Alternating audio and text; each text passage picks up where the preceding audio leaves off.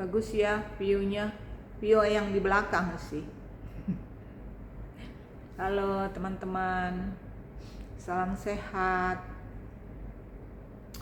Aku kayaknya pengen ngobrol soal penyakit deh ya. Jadi ceritanya saya itu menderita hipotiroid. Ya, hipotiroid ini sebetulnya udah lama sih. Udah dari tahun 2000. Waktu saya didiagnosis hipotiroid itu tahun 2003 di Karolus dengan Dokter Hartono, saya ingat saya ya. Jadi waktu itu dibilang itu saya harus minum obat seumur hidup gitu. Nah, saya itu shock ya. Kalau minum obat seumur hidup itu rasanya kayak udah vonis kematian aja buat saya gitu. Jadi dikasih obat kecil-kecil gitu, kecil, pahit dan murah obatnya, bisa dibeli, ditebus ulang gitu. Cuman dampaknya itu ke ini, kayak bikin jantung tuh berdebar-debar gitu. Jadi kalau pokoknya jantung kita kayak berdebar-debar gitu deh kalau habis minum obat itu. Nah, hipotiroid itu apa gitu? Intinya gini, jadi ada dua, ada hipo, ada hiper. Kalau hipo, hasil labnya itu, jadi kalau untuk meriksa tiroid itu kan yang diperiksa T3, T4 sama TSH ya. Nah, iya TSH kalau nggak salah, pokoknya ada 3 ya yang diperiksa di lab itu. Nah, kalau hipo itu nilai T3, T4-nya itu jauh sekali di bawah normal. Jadi misalnya normalnya 3, saya itu waktu itu di bawah 1, jadi 0,0003, hampir nggak ada gitu loh nilainya.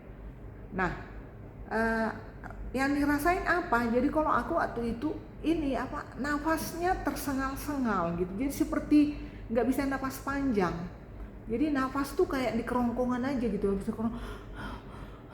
gitu. Jadi tidur juga susah, dengan posisi tidurnya susah, harus diganjel bantal, terus harus miring supaya bisa napas enak, supaya bisa tidur enak. Pokoknya tersiak sekali. Nah, selebihnya itu enggak. Cuman anehnya gini, yang saya baca, hipotiroid itu kan membuat metabolisme tubuh kita jadi melambat. Ya, metabolisme tubuh jadi melambat, jadi misalnya seperti pengeluaran atau misalnya kayak BAB terganggu dan seterusnya, itu membuat tubuh si penderita jadi gemuk sebetulnya. Nah, kalau saya enggak gemuk gitu, malah cenderung jadi kurus ya gitu. Cuman mungkin gini, karena metabolisme saya terganggu, jadi selera makan saya emang terganggu. Saya nggak doyan makan, jarang lapar gitu. Nah, beda dengan hipertiroid. Jadi kalau hipertiroid, dia nilai labnya T3 T4-nya tinggi sekali, di atas normal. Malah katanya yang berpotensi menjadi ganas, kalau nggak salah kayak ada artis siapa ya? Aduh, siapa namanya tuh? Lupa saya, yang cewek tuh. Ya, dia kanker tiroid gitu. Jadi dia hipertiroid gitu. Nah, itu berpeluang jadi ganas gitu. Jadi karena dia tinggi sekali kan, mungkin agresif sekali ya gitu. Nah, saya pernah bertemu dengan orang yang penderita hipertiroid. Itu kami kebetulan sama-sama ngantri pasien dokter di salah satu rumah sakit. Cirinya itu kalau hipertiroid itu dia bola matanya itu melotot gitu, kayak menonjol, kayak mau keluar gitu loh. Jadi waktu awal-awal tuh pas kita kenalan gitu, halo mbak, mau ke dokter mana gitu kan, dia matanya terus-terusan gini kan, aku ini kok ngelihat aku kayak gitu ya gitu. Ternyata dia hipertiroid gitu, jadi memang bola mata itu seperti mau meloncat keluar gitu. Nah, itu ciri hipertiroid gitu. Mungkin nggak semua ya, mungkin kalau udah hipertiroidnya agak berat kali ya, saya nggak ngerti lah gitu.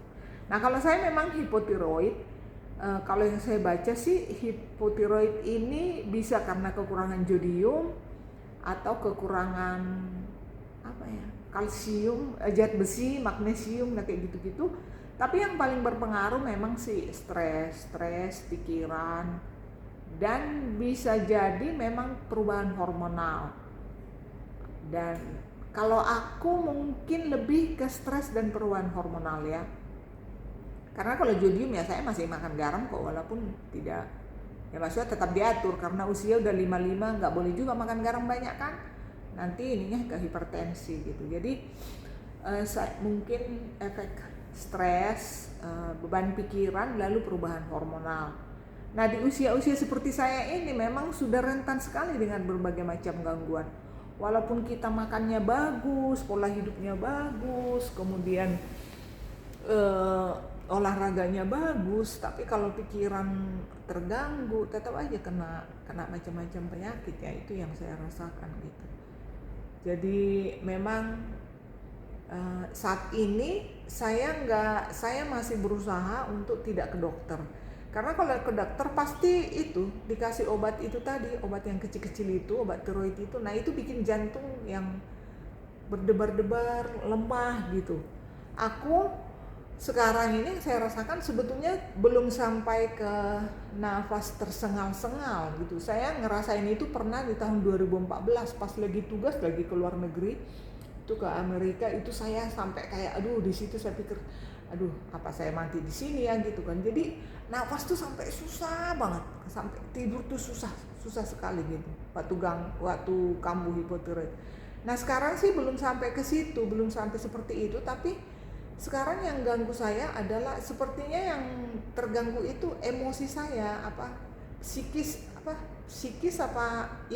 ya gitu. Jadi jantung saya berdebar-debar, terus cemas berlebihan gitu. Jadi saya khawatir berlebihan, cemas berlebihan, terus gampang nangis.